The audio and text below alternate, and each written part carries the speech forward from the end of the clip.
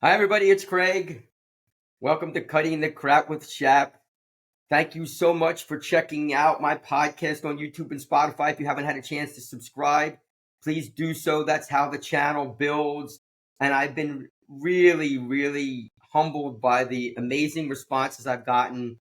It's been great having so many fabulous guests on. So if you'd like to be involved, all my contact information will be at the end.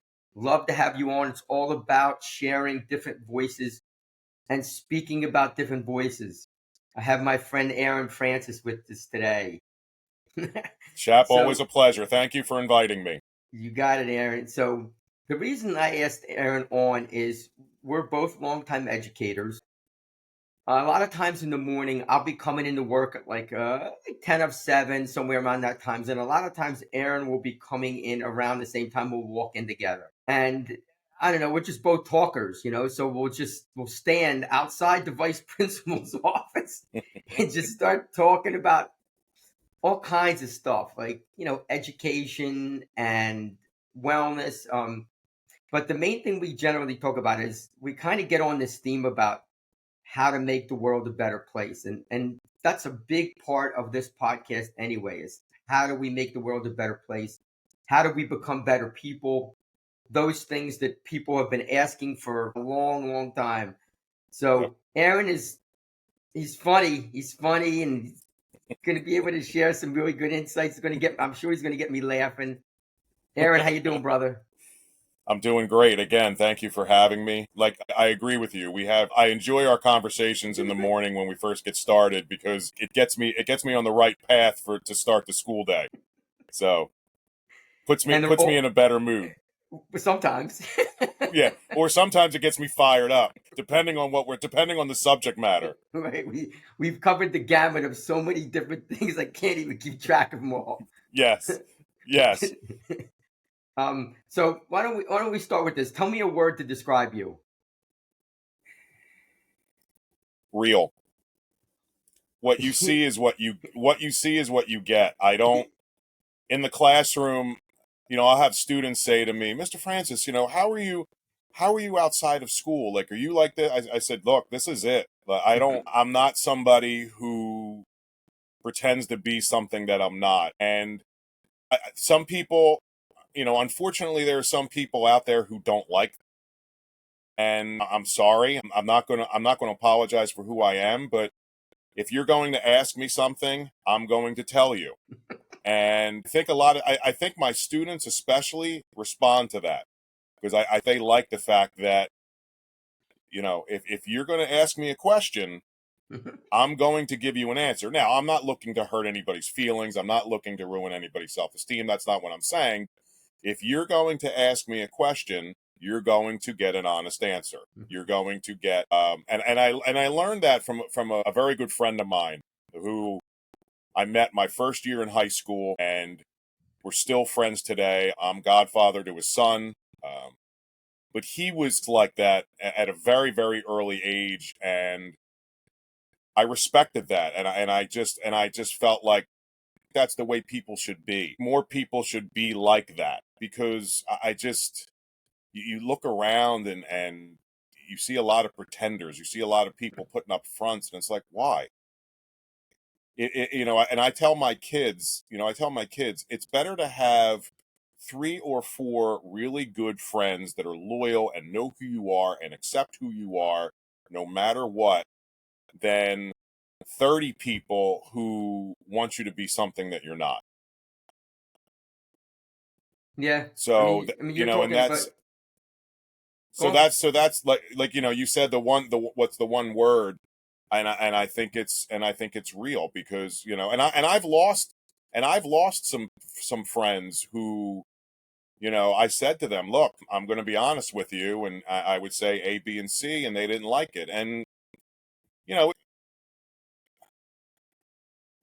but again, I'd rather be associated, and I'd rather be around people who, accept me for who I am, and I want to accept you for who you are. Yeah. I mean, you're talking about. I mean, this conversation is kind of like just already getting started with this idea of it seems like why wouldn't you want somebody to be that way? Like I Would I mean, would you? And it's funny you said the 3 or 4 friends because I'll often ask students. I'll say to them, when we talk about relationships, how many friends do you have? And I'm like, yeah, 20. I'm like, no, no, no. I didn't say people you know. I right, said friends, like people you can right. count on, people that will not judge you, people that will have your back when you're struggling, not Hmm. just when you're doing great. And I Hmm. think that's something that is really critical is thinking about the people that you can count on. Those are not people that advocate for you when everything is fabulous. They are Well, oh, people, absolutely. yeah, they people who advocate for you when you're struggling. No doubt. I mean, it's, I remember, about, God, 20 plus years ago, I was a very low point in my life, and there were only a couple of people who were there for me and helped me, and said to me, "Hey, look, you need to move on from this. You need to dust yourself off. Like, enough of this." And it was things that I needed to hear. And I didn't get mad at them because, oh, they're hurting my feelings. No, it was the hard truth. And you need people like that in your life. You need people to tell you what you don't want to hear, but you need to hear it. You're not going to be your best self every single day. You need people to reel you in and say, "Hey, look, you need to change this, or you need to do this." And they're your true friends. They're the true people that you need in your life. Why do you think it's so hard though? Because the things you're talking about, we've talked about this so many times.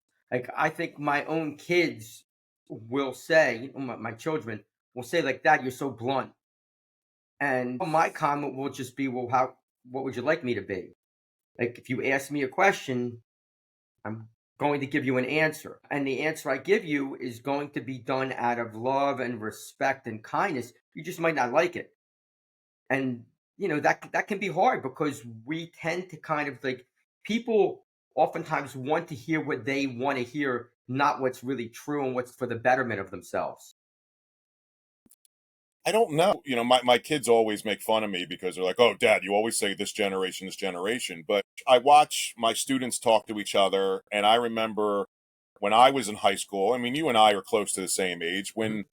When we were in high school, and the things that we would say to each other in high school, if I heard that now, I think these kids, I think the therapy offices would be filled to capacity. Like, I mean, the stuff that my friends that I'm still friends with today, that I consider close to my brothers, the stuff that we would say to each other, I couldn't even imagine. I couldn't even fathom how these kids would react. I know. Not And just and, kids, and adults too. right, and I wish I had an answer for you. I wish I, because, and I said this line to you before. If I had these answers, I wouldn't be sitting here. I'd be in my 20-bedroom house with 3 pools and 10 servants, because people would be, I'd be a billionaire. I wish I knew why people don't want to hear, and that's not, and that's true of every generation. People don't want to hear what's wrong with them. Sometimes people don't want to hear the truth. But I think it's even more so now, and I don't. Well, social media has a big piece of it. I mean, there's no doubt that Oh, I'm sorry. You're absolutely right what you're going to say. So I go ahead. social media, and always preface it by saying, look, this is on social media. This is on YouTube, and it'll be out there on different platforms. But the conversation is real. We're not being fake, and I think that's one of the struggles. Is as a social media lover, I love social media. I love X. I love Facebook, TikTok. I love all those spaces. But I would never put something out there that I don't believe is true.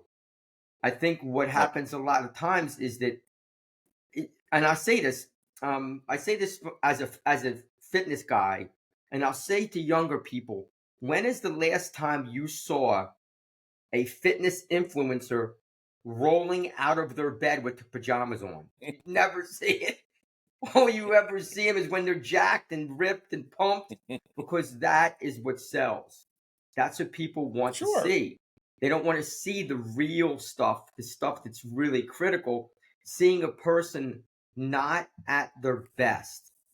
And I think that's one of the things that makes it really difficult is we tend to be in a society where we always want to see somebody at their best situation, not their worst. Because when we see them at their worst, it makes us feel bad. Sure. I agree with you. Social media is a tremendous tool. It's a fabulous way to communicate. It's a fabulous way to get your point across and communicate with people. But again, I'll give you an example. You were talking about fitness. This spring, I said to myself, all right, I need to lose weight. Like I've had enough. I need to figure it out. But for me, and when I say this, you're going to be like, what's wrong with you? But as soon as I say to myself, I need to lose weight, it doesn't work for me. And again, I'm not preaching to anybody else that's out there. For me, as soon as I say to myself, I need to lose weight, I don't do it. So, you're talking about social media, and you're on social media, and it's like, okay, we'll eat this amount of protein and then you scroll, and then it's somebody else saying the complete opposite. No, you shouldn't do that. You should do this. And of course, everybody's got the 8-pack abs, and they're chiseled like granite, and everybody, you scroll through 5 different things, and people are saying 5 different things, and I got discouraged. So I finally said to myself, okay, enough. Let's figure this out. So what did most things have in common? All right. Reduce your carbs and reduce your sugar. Almost everybody says that. So I said, okay. So I'm going to cut my carbs because I'm not going to say, all right, I'm going to eliminate carbs and eliminate sugar. I knew that's not going to happen. So I said, okay, I'm going to cut my carbs by 70%. I'm going to cut my sugars and I'm going to try it. So those last couple weeks of school, I had a light yogurt and an apple for breakfast. And for lunch, before I was bringing in a ham and cheese sandwich, and I was like, okay. So I started cooking chicken. So I had grilled chicken breast, and that's what I was eating. And it started to work. Like I'm down about 20 pounds, 20 to 25 pounds, give or take. Nice. And that worked for me. Now, am I chiseled like granite? No. Do I have, could you see an ab? No. You can't even see half an ab. But, but it worked. It worked for me. And again, with social media, it was great because it was discouraging, and it was great at the same time. It was discouraging because you see these people with these ripped abs telling you that this was good, and then you go to another guy, no, no, no, this is good. But at least when I went through, I said, okay, what was consistent in everything that those 8 or 9 people said? It was reduce carbs and reduce sugar, and again, that worked and I'm going to keep saying it, for me. Other people it might not work, and that's okay.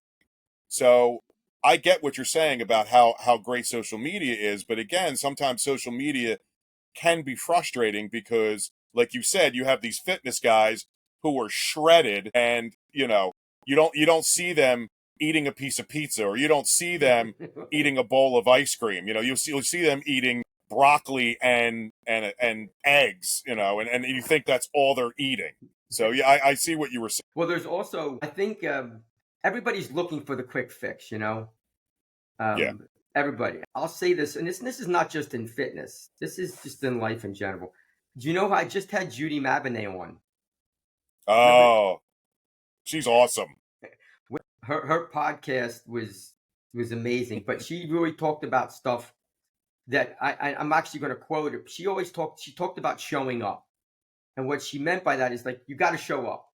Like, you can say I want to lose weight, but like actually doing it means you're showing up.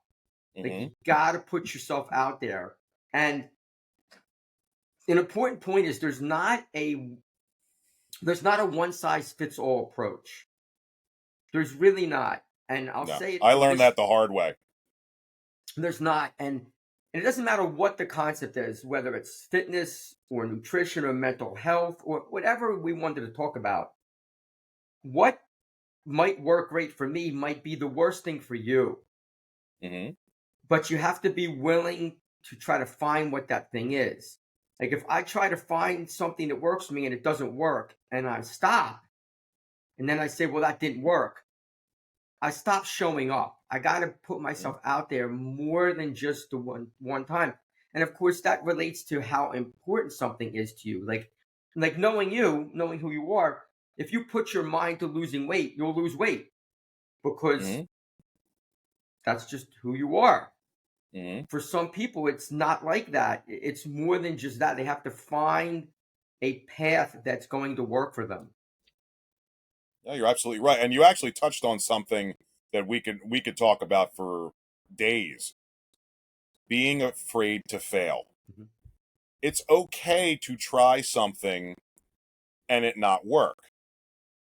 It's okay. That's how you learn. That's how you grow. That's how you and that's in every aspect of life. I tell my boys that all the time. It's okay to try something and fail. If you don't try it, that's even more of a failure. There's nothing wrong. We'll go back to what you were saying about fitness. I mean, I've been involved in that. God, going on 30 years now. You overhear somebody talking about something, or you're in the gym and you're watching somebody, or now with social media, you see this and you try new and different things, and it might what works for Craig Shapiro might not work for Aaron Francis, and that's okay. But showing up is the most important thing. Showing up is the first step, and then taking that the step further, try it. Don't be afraid to try something new. Don't be afraid. Like if you failed at something, or if it didn't work out, that doesn't make you a failure. That doesn't make you a horrible person. It's okay to try something and be like, no, that doesn't work for me. And I completely agree with you were saying, and I encourage everybody to in anything, whether it's fitness or whatever path you choose. I know you and I both are involved in sports and coaching, so we're in common there. It's okay to, hey, you know what? I saw Mr. Shapiro in Fitness Club doing this. I'm going to try it. Oh, it didn't work. Okay, so let's go back and see what does work for you. I know you're more of a weight trainer than a cardio person. I'm more now at this stage in my life, and what I want, I do more cardio than I do Mhm. lifting. And again, that doesn't make me right and you wrong, or you right and me wrong, but that's just what we do. I know years ago you and I talked about swimming. Mhm. You're not a swimmer, Oh. where I love to swim. I mean, if you said to me, "Okay, Aaron, you can only do one type of exercise from now for the rest of your life," what would it be? It would be swimming. Mhm. I absolutely love it. I love how that makes me feel. I love being in the pool, but that doesn't work for you, and that's okay. So the point is, whatever path you choose, as you guys said, what's the first step? Show up. And then also be willing to realize that if it doesn't work, it doesn't mean that the world's coming to an end. It just means that that just didn't work. Like there's lots Right. of other opportunities to try other things. And actually, it's funny. I mean, I remember when I started teaching, I had to get my WSI, the water safety instructor, how to swim. And at that point, I was bodybuilding, and I would sink like a fit. I mean, I would sink, man. I would just sink right to the bottom. And I remember having to take this lifeguarding class, and it was, I mean, it was challenging because I wasn't a swimmer. Like I wasn't. I knew how to swim, but I wasn't really good at it because I hadn't practiced it. And that was really like a life changing experience for me because it kind of put me out there. It put me in a situation where it was uncomfortable, and I think that's something else we should talk about is being uncomfortable, being uncomfortable. Like Hmm. like you got to get uncomfortable being that way. And I think what happens so often in all aspects of our society is we are uncomfortable accepting the truth. We're Oh, uncomfortable saying the truth. We're hmm. uncomfortable when things get a little bit difficult. We're uncomfortable when we see things that we don't like or hear things that we don't like. Instead of thinking about, okay, this is a little bit uncomfortable for me. You know what? What do I got to do to make it so it's not uncomfortable? And I mean, it's even funny. No. Before you chime in, I mean, think about being on the podcast. Like, never done a podcast. Just being on a podcast is taking that risk, putting yourself and showing up. Hmm. I mean, you're absolutely right that we should all, and especially us being a little older and more being more set in our ways, it's even more difficult. I mean, in the field that we're in, there are a lot of things in education that we know what the issues are. We know, and but people don't want to talk about it. Right? People don't and won't talk about it. I think we could fix education in two or three basic steps, but nobody will do it. What are those? Well, I can sum up what's wrong with education in two words: personal responsibility. Right. As a teacher, what are you responsible for? As the student, what are you responsible for? As the parent, what are you responsible for? As the administrator, what are you responsible for? I mean, it's again, we talked about before the podcast began about making simple things difficult. Here's a perfect example. Okay, students, you're required to do A, B, C, D, and E. If you don't, then you can't get the benefits. You can't move on. You can't. And again, excuse me. And again, I know there are circumstances. I know there are exigent circumstances. I know there are students who have situations, and I'm sympathetic as much as anyone. Mhm. Anyone who knows me knows that. But again, personal responsibility. This is what you need to do. I But don't we? But it's don't just we? I think though, you're right. You're right. Personal responsibility, and you touched on something. But aren't we all part of that issue though? oh, absolutely. Like all of us. Oh, So, sure. and like the personal responsibility is, and this goes beyond just education. Hmm. Is um if if I am not accountable for my own actions, my words, the things that I do, how I treat people, whatever it is, the only person I need to see about that is myself. But Sure. on the other hand, is if you're enabling me to keep making the same mistakes, then it's hard for me to make change. And I'll relate it to this. And I'll relate it to kind of like, and this is the conversation we've had before. If I have a student who is, let's say, late to my class, let's Hmm. say you're late. Aaron, how you doing, bud? He's like, Shap, I'm sorry I'm late. I got you. Okay, hey, listen, let's not be late again. Right. Let's. You said you're sorry. Let's not be late. Okay, so 2 days later, you're late again. Shap, I'm sorry I'm late. Well, Aaron, you told me you were sorry 2 days ago, but now you're late again. I don't understand. Are you sorry you're late or you're not sorry? Because if you're sorry you're late, you'll stop being late. And if I keep enabling Aaron to be late, guess what you'll keep doing? Right. Sure. You'll keep being late. Right. So the personal responsibility to me, of course, is critical. The only thing I would push back on, Aaron, is this. If we expect other people, students, staff, administration, parents, to be personally responsible, we also need to be personally responsible. Oh, absolutely. I'm not. And I'm not. We're. I'm just as guilty as anybody else. like If a we all, student, if a student is struggling in my class, or if a student is misbehaving in my class, I have to take a step back and say to myself, okay, what am I doing, or what can I change to make this student change his or her behavior? And it could be a simple. It could be a simple conversation after class, before class, sometime in the hallway. If I see the individual in the hallway and say, "Hey, what's going on? What can I do to make you more comfortable in this class? Or what's going on?"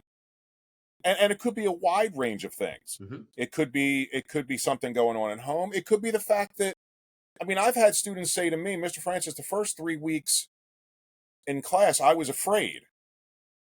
And I said, "Why?"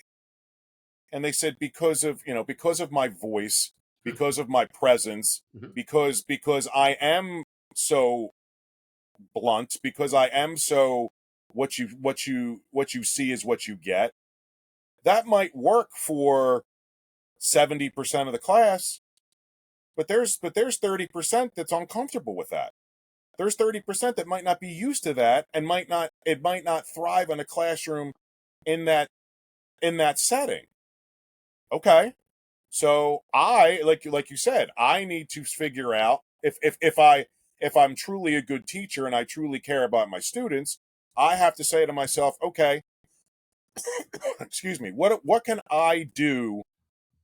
What can I do myself to help this student or these groups of students feel comfortable, and help them ease their apprehension and help them learn.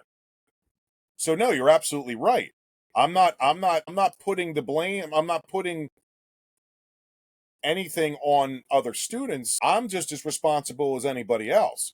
I'm just as responsible, if not more so, especially in my classroom, than anybody else. Well, we also make it, and this is the thing that you said. Stop making simple things difficult, right? I think we Absolutely. I think we get in a situation where I was just thinking about this as you were just talking to me, and I was thinking I don't know how to frame this. Something along the lines of if I think about five simple things that we make difficult, I often think about, and this is just beyond education. Number one, we're not honest with people.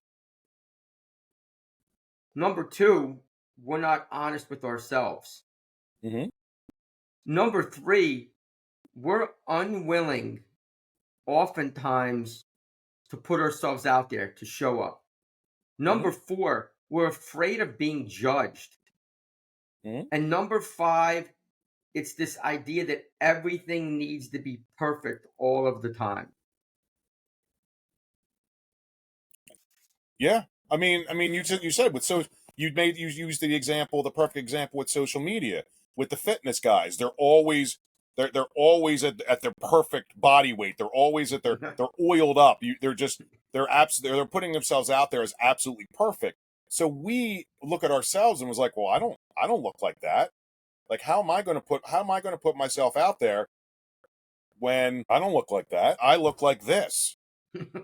And and people, and again, it's intimidating. So I think sometimes people look at themselves based on others, and I think that's where we get tripped up. Mhm. I think in comparing, because I have this conversation with my own children all the time. Oh, well, Johnny does this, and it's like, stop. Like, don't worry about what other people are doing. Worry about what you want. Worry about your goals, what you need to do to better yourself. Worry about what you need to do to make yourself happy, and your family. I think that's a huge issue. I can't compare myself to, you know uh, somebody who, like Chris Helmsworth, the guy who plays Thor. I mean, come on. Like, I couldn't. It's just not fair. I mean, You're it's not much fair better. for him, because I think he would be upset. but I was going to say you're much better looking. I am.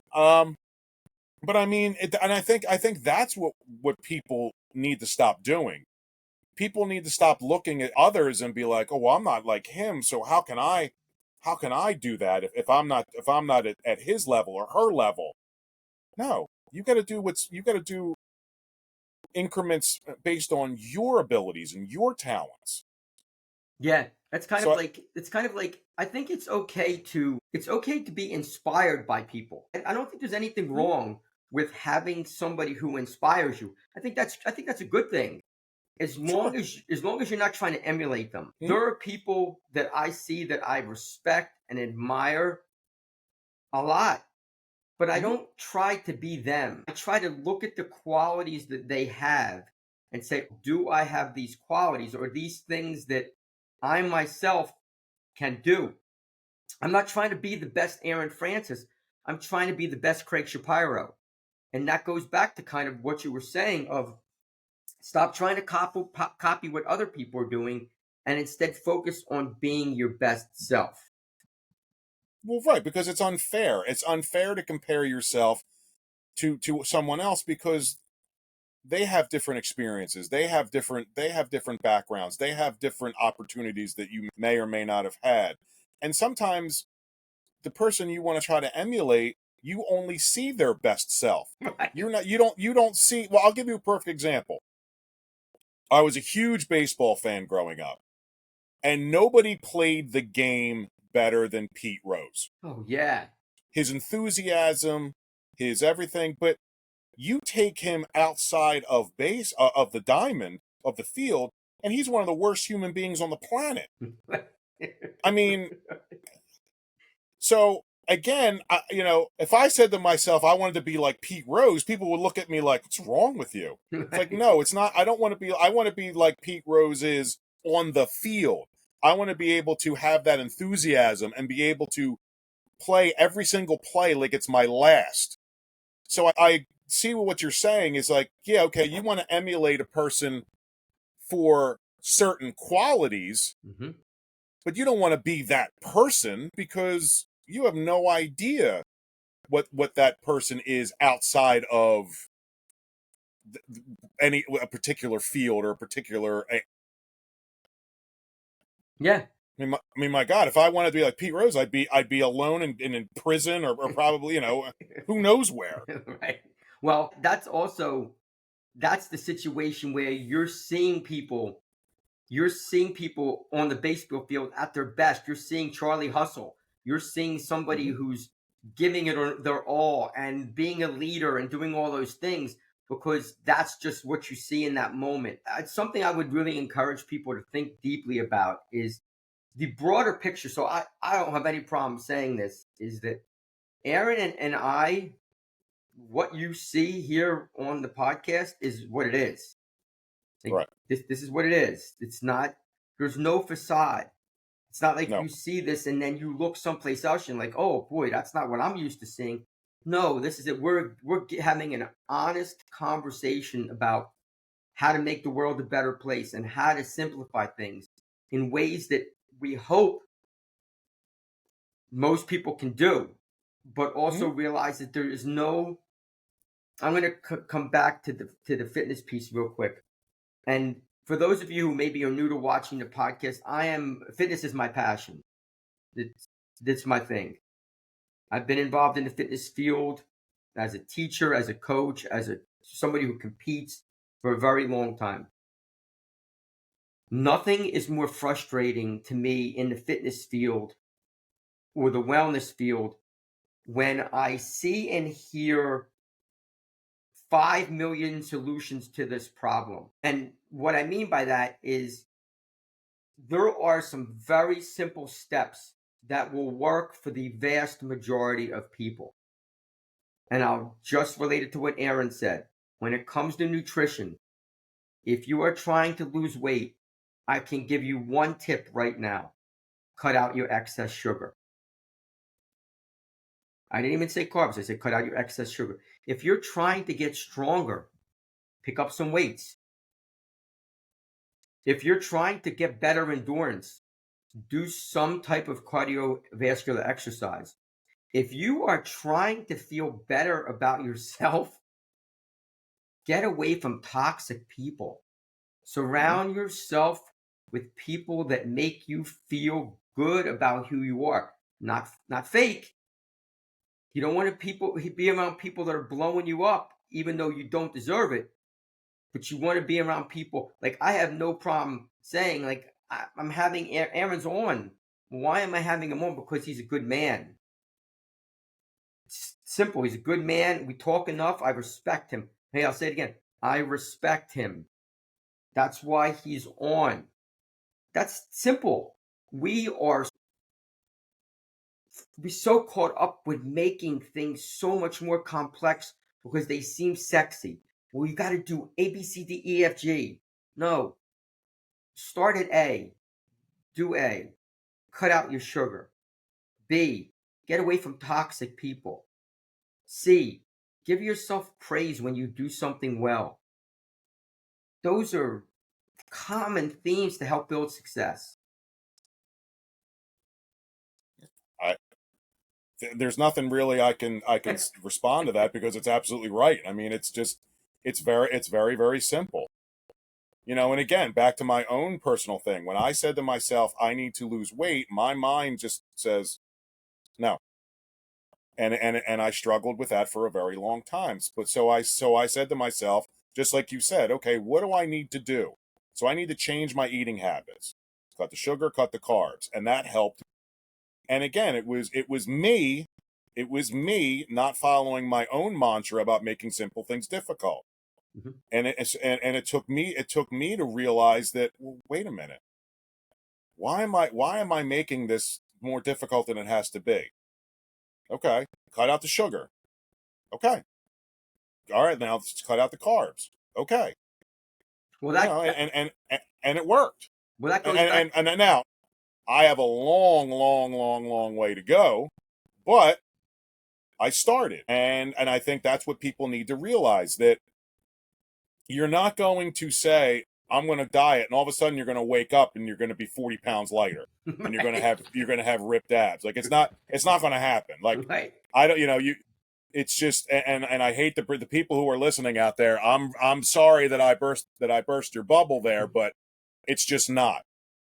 But like Craig said, if you lose 5 pounds, that's good, and you should be proud of what you're doing. Because if you to lose 40 pounds, you got to lose five first. Right. So again, he's absolutely correct. Reward yourself for the small the I'm just writing this and down. I'm just saying, and with what he said about the toxic people. It's infectious. If you're around toxic people and you're around negative people and you're around people that are going to do things that aren't good for themselves, you're going to start doing it. It's just there's no other way to put it. It's just how it is. And again, as Craig said, you want to be around people who are true to you. They're gonna say, hey, you're great, but if you're not being great, they're gonna say to you, whoa, let's back up here. Let's you know So you want to be around people that are going to benefit you, and you will be happier. You'll mentally be healthier, and in turn, you will physically be healthier. What do you think has helped you to be like not just successful as an educator, but just successful as a person? I don't take myself too seriously. I don't, and I know I don't have all the answers. Like, this will be my 29th year teaching, and I still don't know everything. And in any like in the gym, when I go to the gym, I've been going to gyms now for, like I said, close to 30 years. I still don't know everything. I want people to say to me, hey, try this, or hey, do it this way. And that I think that's where I always found myself, that always worked for me, to realize that no matter how old you are, you can still learn. And you don't have to take everyone's advice, but just listen to it, because there might be something there. Okay, the 10 things that that person said, you might not agree with 9 of them, but there's that 10th that be like, oh, you know what, maybe that'll work for me. Oh, yeah, we'll get. That's the stuff we've talked about before, though. We've talked about this issue of being closed-minded, man, of not being willing to just, you know, I got my blinders on, and this is And look, all. hey, I'm guilty of that sometimes. I will stay. I mean, I know myself well enough where, I'll have this young kid, or a young kid, somebody in their teens or even in their 30s say something to me, and I'll look at them and be like, what do you know? Like, I've been around a lot longer than you. And I'll admit it. Like, sometimes I'm guilty of that. And sometimes I have to take a step back and be like, hey, just listen. Just listen to what they have to say. Because as I mentioned, there might be that one piece or that one thing that that person says, you're like, yeah, that's a good point. Aaron, but you're talking about listening. You're talking about listening. I mean, that's so hard for people It is. because we all want to have our voice heard. Sure. Everybody wants to be heard, and everybody wants to hear that they're wonderful. And everybody wants to hear that, you're great. It's funny, like, we talk about making simple things difficult. How many times in your career in teaching, oh, Shap, what do I need to do to improve my grade? Turn in your work? It's and they look at, and I know I can't speak for you, but they'll look at me like I just gave them the cure of cancer, or I solved the riddle of the Sphinx. It's like, it's not that hard, guys. Turn in your work. I just I just had a student last year. I had a student last year who a senior who would never come to first period. Never come to first period. So about halfway through the semester, I mean, I knew who he was, so I recognized him. He comes in, he's like, "Hey, Shap, I'm so sorry, I haven't been in class. It's first thing in the morning." And I'm like, "Look, you don't need to apologize to me. I'm here. You're not. Don't apologize to me." And he's like, "Well, what do I need to do?" I said to him, like, "Really?" He's like, "Yeah." Set an alarm. I'm like, you're asking me what you need to do. You've missed half the class. He's like, "Well, I guess I have to get the class." I'm like, "Yeah, that would be a good start."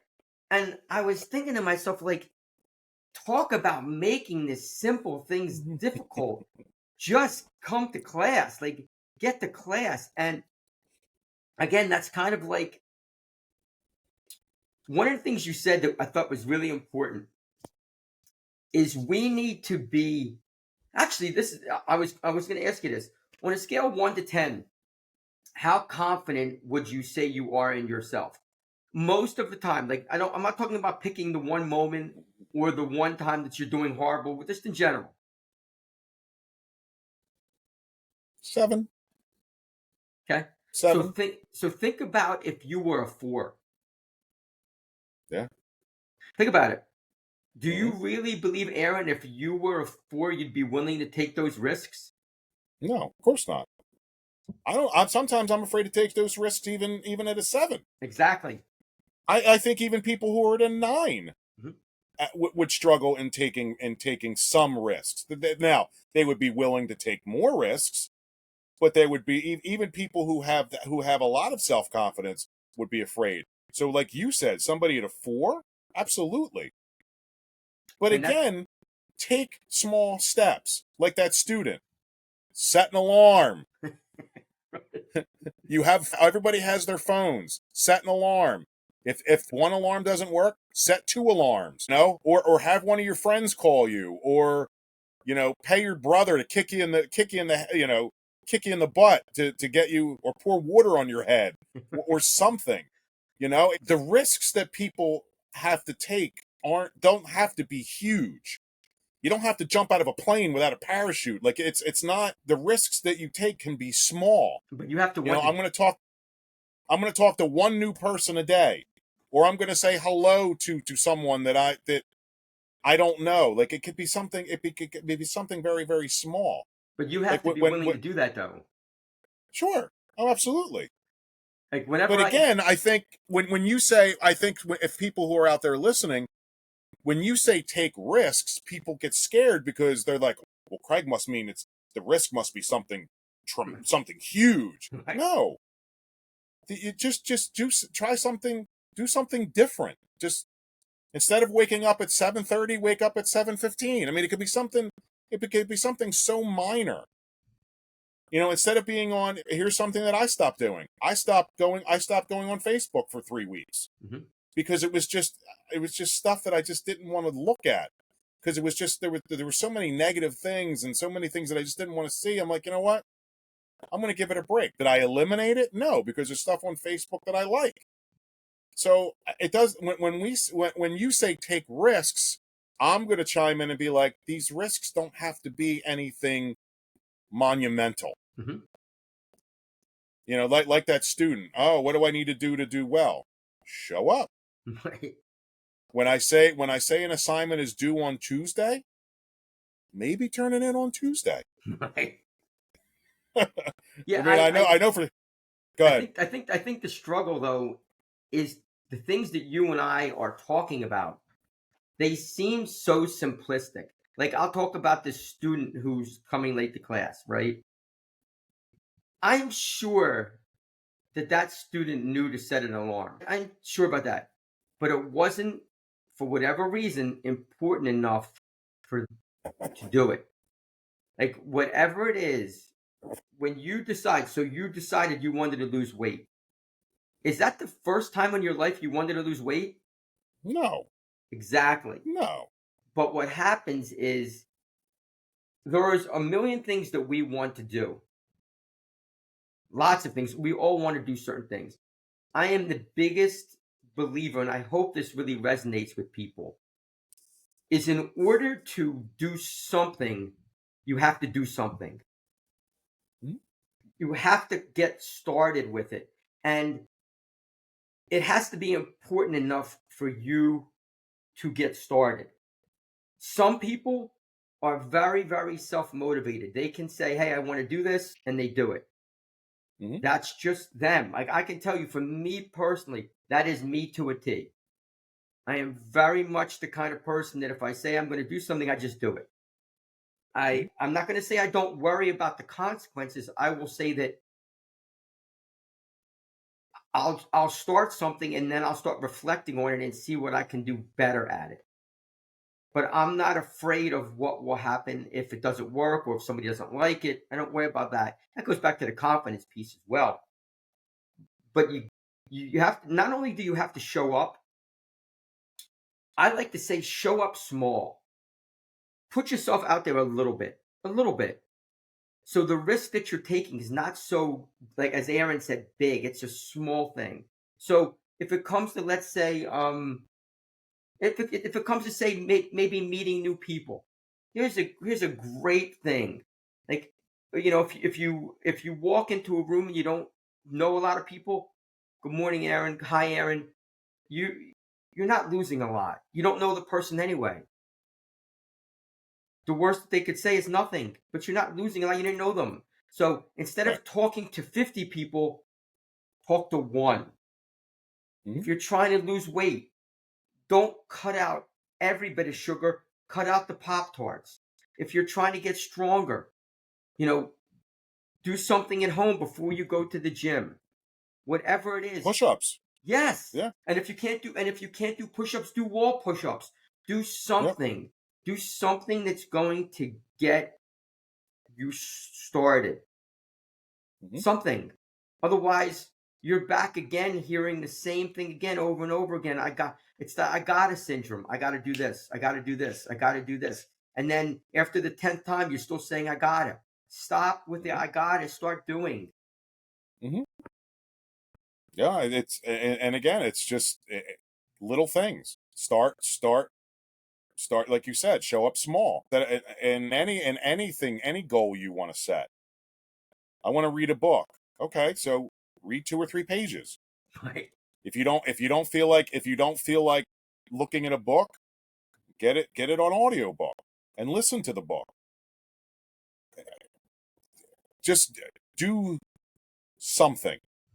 Try something. So instead of talking to 50 people, talk to one person, or just just say hello or good morning, or the Eagles are going to win the Super Bowl this year, or just something Right, right. to get the ball rolling. And there's what we talked about earlier, the fear of rejection. That person may completely ignore you. That person may tell you to stick it where the sun doesn't shine. They also might. They also. Right, but you're never going to know. You're never going to know whether it's successful or not if you don't try it. And that's hard for people. I'm not saying that that's easy, but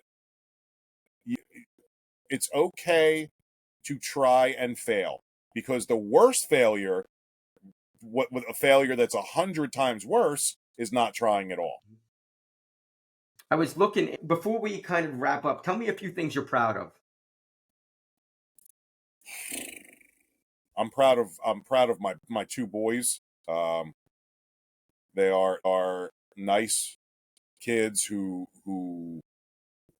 make good choices and work hard, and they're funny and they have personality, and I enjoy watching them. I enjoy of I'm proud of the relationships that I have with students. I just had a former student of mine who's 34, 35 years old, married with kids, been teaching herself for 10 years, just reach out to me and say, "Hey, Miss Francis, I was thinking of you. I just wanted to say thank you." Like, so I'm proud of my choice of being a teacher and being an educator. Um, How about what any else? challenges? Yeah, I'm gonna continue to eat better. I'm gonna try to work on a little bit more is my patience. I think the older that I get, the less patient I am. So especially driving, like I have to get better with being more patient with, especially with driving. Um, Do you know the eh, honking? Do you know the? no, I mean I have a driving story driving to work over this past spring where it clicked and I was like, I need to change. I have a so again it's just I have to realize that even at 51 years old, I have to keep setting goals for myself. I have to figure out ways to, because it also is going to you can tell, like I can tell my boys and I can tell my students things and give them advice and say this is what you need to do. But if I'm not doing it, Oh, that makes me a hypocrite, and that's something that I do not, I don't want anyone to ever tell me that I'm a hypocrite, because that would, so I have to set goals for myself. I have to set goals for myself as my own person, as a father, as a husband, as a teacher, as a friend. So that's the one thing that I have to continue to do. I have to continue to set goals for myself and work towards them. And like we keep saying, not be afraid to fail. Not be afraid to be like, okay, well, you know what, that didn't work. Uh, maybe we need to do it this way, or maybe we need to do it that way. I was looking at your closing message here. Do you mind if I read it? Please. And then after I read, you can touch them because I love it. I think Okay. it's such a great closing message. Here it is, everybody. And I'm probably going to mess it up. So maybe if you know it, verbatim, you can say it. Everyone is a genius, but if you judge a fish by its ability to climb a tree, it will always live stupidly. Yeah, that's an Albert Einstein quote. It resonated. That quote resonated with me because everybody is different. I mean, I look at, I keep saying this. I look at my two sons, and even though they come from the same parents, and you know this because you have two children, And even though they come from the same parents and have the same genes and have the same, they're different. And they learn differently and they approach things differently and they have different strengths and they have different needs. So that quote always stuck with me because I look at my students and I say to myself, okay, well, that student's going to learn differently than that student, or that student has different abilities than that student. And if the students sitting in those chairs look and compare themselves to other people, they're going to get frustrated and they're going to think badly about themselves. Well, I don't understand this poem as well as Johnny, or I didn't write my essay as well as Susie, or I didn't, and that's, but you have abilities that Johnny and Susie don't have. And you have talents that Johnny and Susie don't have. So, like I said, that quote is very important. It resonates with me because I think people need to understand that you have gifts and you have value that may be different than others, but you still have value and you still have gifts and talents that you should share with the world. And it's okay. It's okay if you are a young person and don't know, you may not know what your talents and abilities are yet. Just keep trying. Just keep doing things and you will find them. I mean, I didn't know I wanted to be a teacher till I was 22, 23 years old. My sister, on the other hand, knew she wanted to be a lawyer when she was 9, and now she's the assistant attorney general's office in the Commonwealth of Pennsylvania. Oh, but does that make me worse than her? No. It was just different paths. It was in the way that we took those paths. So we all have value. We all have a spot in the world. Find it, try it, and just keep moving forward, and you're going to be a better person, and the world's going to be a better place because of you. Good stuff. Anything else, Aaron? I really enjoyed this, so I want to thank you again for having me on. Like I said, I enjoy our conversations. I respect you as a person and as an educator. I wish there are times where, and I'm going to be, and again, you know how I'm an honest person. I wish I had your enthusiasm sometimes. I wish I had the positivity. I mean, I have positivity, but sometimes I wish I had a little more like you. So no, I appreciate this. I appreciate this, this time and being able to do this. So thank you. Of course, it was awesome. I loved having you on. I will touch one. And if you want me to have me back, I'm more than willing to come back. Oh, Aaron, I'd love to have you back, man. I'd love to. I will touch on one thing, and it kind of ties into this, and then I'll just close up. Aaron was talking about the positivity piece, and I'm just going to say this, and this is going to be my closing thing. I believe everything is a choice. I really believe that. I believe like me being a positive person, which I am most of the time, is a choice. Most of the things in our life are choices. Not everything. When I lost my parents when they were young, that wasn't a choice. I had nothing to do with it. But beyond those big ticket items, being authentic and kind and empathetic and hardworking, they are all choices. So just remember, we all have choices. Make the right choice. Aaron, thank you so much, bud, for being on. Just stay on for a sec if you don't mind, please. No, I'm here. So everybody, if you get a chance, please subscribe to the channel. At the end of every podcast, I always talk about it because for the YouTube, basically, it's the algorithm. If you subscribe, it just builds the channel out. When people see it, the messages are really positive, and the goal is to get as many people involved as possible.